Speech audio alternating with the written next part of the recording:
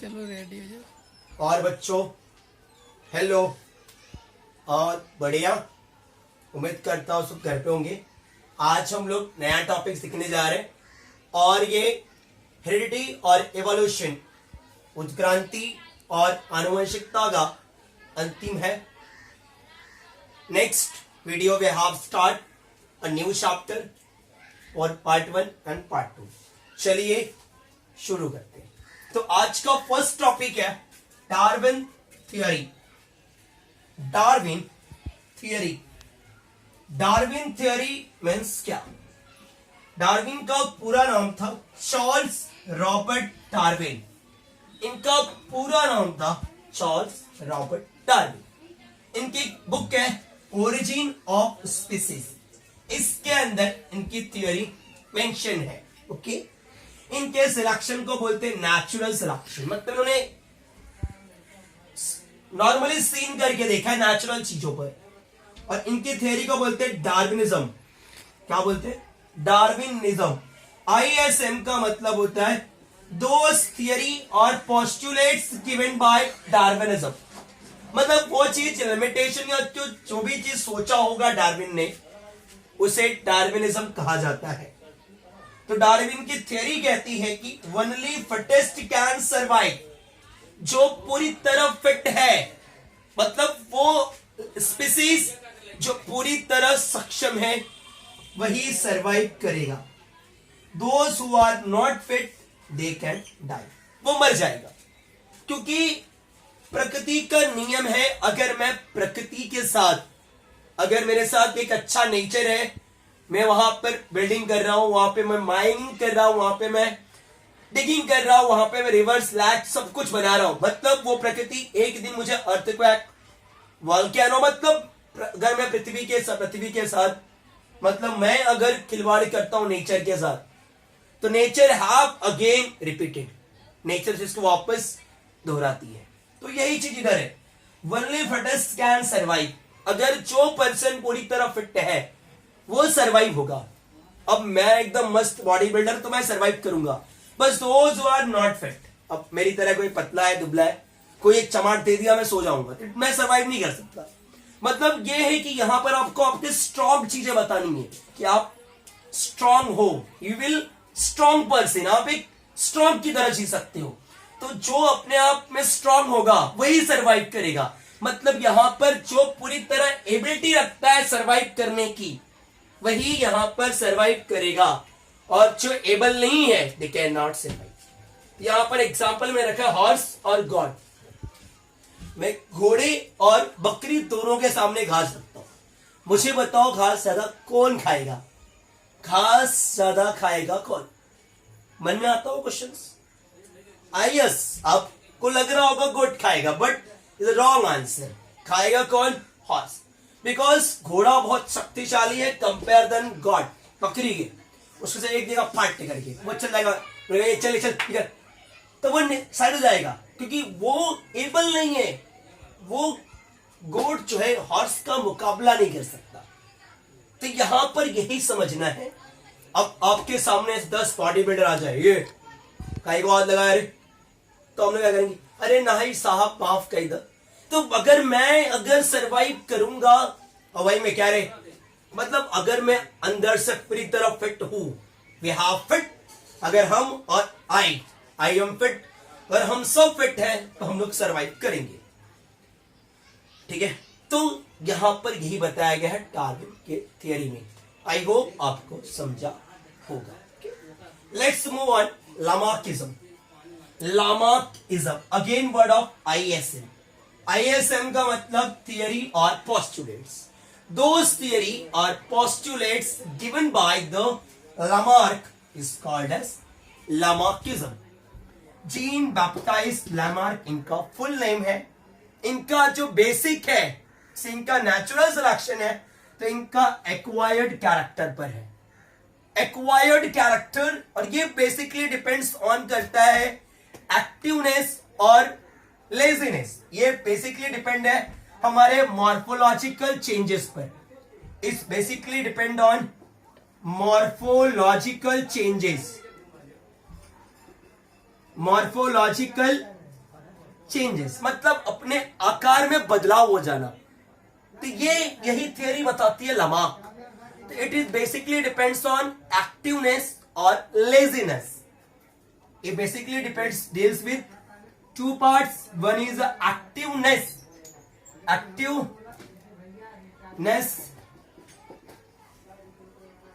और laziness। Activeness का मतलब अगर मैं वो काम डेली करूंगा तो मैं एक्टिव हूं, मेरी बॉडी एक्टिव है, मेरा हर एक मेरी मॉर्फोलॉजी बढ़ जाएगी। अगर मेरे पास वो चीज होते हुए भी मैं उसका यूज नहीं कर रहा हूं तो मैं लेजीनेस हूं, मेरा मॉर्फोलॉजिकल और कम होगा या वो गायब भी हो सकता है। दे हैव विलुप्त, they can decline in our body. ऐसे ही एग्जाम्पल है इन्होंने लिया था जिराफ का। जिराफ जो है पहले के टाइम पर झाड़ियां होती थी तो वो आराम से खा लेते थे। मान के चलो जिराफ है, झाड़ी है और आराम से खा लेते थे।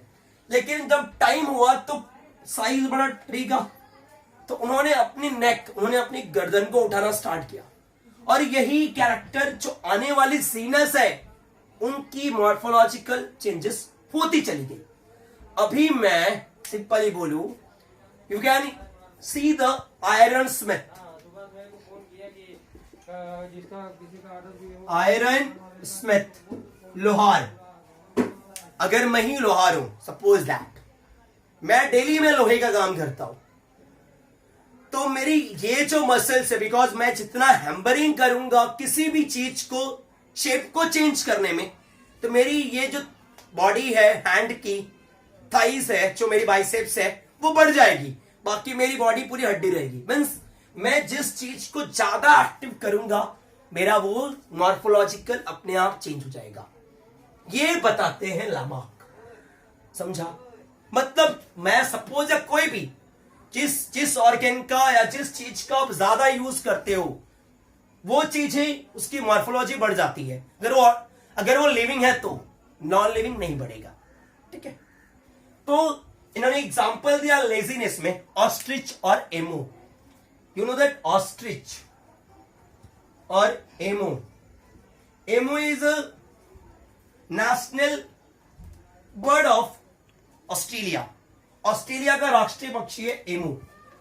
एमू के पास फेदर होते, पंख होते हुए भी वो उड़ नहीं सकता, बिकॉज ऑस्ट्रिच भी सेम कैरेक्टर है, क्योंकि वो कभी भी उड़ना चाहे ही नहीं, बिकॉज उन्होंने अपनी उस फेदर का, उस ऑर्गन का उन्होंने कभी यूज नहीं किया। उन्होंने उसको क्या बना दिया? लेजीनेस, जिसके कारण वो चाहकर भी उड़ नहीं सकते। They can not fly because those ostrich और emu has character of laziness. ये इनका लेजीनेस के कारण है। अगर आप सो के मस्त ऐसे उठो, देखो बॉडी में पूरा लेजीनेस हो रहा है, आलसी आता है। अब अगर हम लोग वही थोड़ा सा ब्रश कर ले और थोड़ा सा हम लोग बाथिंग कर ले, पता है बॉडी फुल एक्टिव होती है। अगर जो पर्सन 9 या 10 घंटे सोता है उसकी बॉडी हमेशा लेजी रहती है, वो आलस भरा होता है। और वही पर्सन जो 6 घंटा सोता है, दे कैन एक्टिव, वो काम कर सकता है। ऐसा साइंस का लॉजिकल थिंकिंग है। ओके, तो यहां तक आई होप समझा होगा। ठीक है, and the last part of human evolution, actually मैं रख दिया इसमें स्पेशिएशन। ये बहुत छोटा है टेक्स्ट बुक में, ज्यादा बड़ा नहीं है। स्पेशिएशन का मतलब होता है कि जाति उद्भव, the new organism found with the help of evolution, मतलब इवोल्यूशन के कारण कोई नई स्पीसीज आ जाना। It depends on the geographical और आइसोलेशंस ऑफ रिप्रोडक्शंस, मतलब या तो ये ज्योग्राफिकल कंडीशन की वजह से कोई नया स्पीसीज आ गया, या फिर रिप्रोडक्शंस ऑफ आइसोलेशन, मतलब हमारी कुछ रिप्रोडक्शन के कारण हमने उसको आइसोलेट किया। तो ये है स्पेसिएशन, मतलब the formation of new species with the help of the evolution factors. Evolution factor को डिपेंड होता है, डिपेंड्स ऑन ज्योग्राफिकल कंडीशन, आपकी भौगोलिक वातावरण को देखकर, और रिप्रोडक्टिव आइसोलेशन, मतलब आपके लैंगिक चीजों को आइसोलेट करना, ठीक है। It's again the last part of human evolution. Evolution का मतलब होता क्या है? The gradual changes of species during a long duration, मतलब कि धीरे धीरे किसी सजीव को एक बदलाव आ जाना उसके अंदर, इट्स इवोल्यूशन। तो आपको पता होगा हमसे पहले, जैसे डायनासोर था पहले, हमसे पहले अपने पहले कौन था? डायनासोर।